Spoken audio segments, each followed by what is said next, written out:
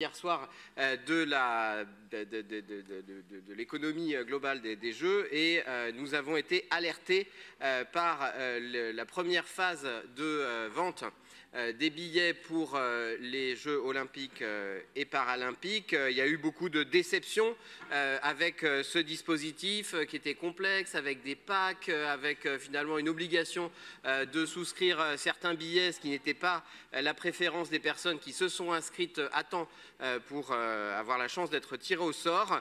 Il y avait peu de billets à bas tarif et finalement un dispositif très complexe. On avait l'impression qu'on voulait maximiser les recettes alors qu'on est avant tout dans une communication ou des vœux qui sont souhaités comme étant des vœux populaires et accessibles au plus grand nombre. Et donc, force est de constater que sur la première étape de la billetterie, c'était un peu raté.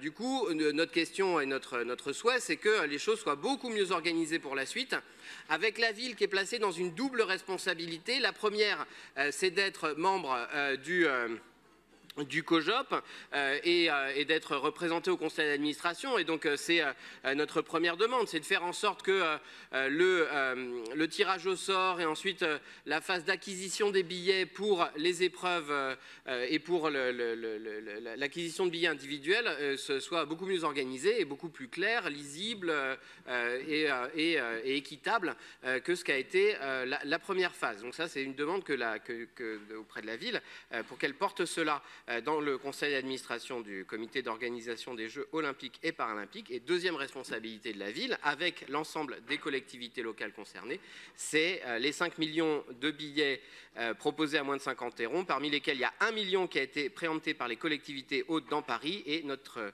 demande, c'est que la ville communique rapidement sur la manière dont elle attribuera les billets qu'elle a acquis. Je vous remercie.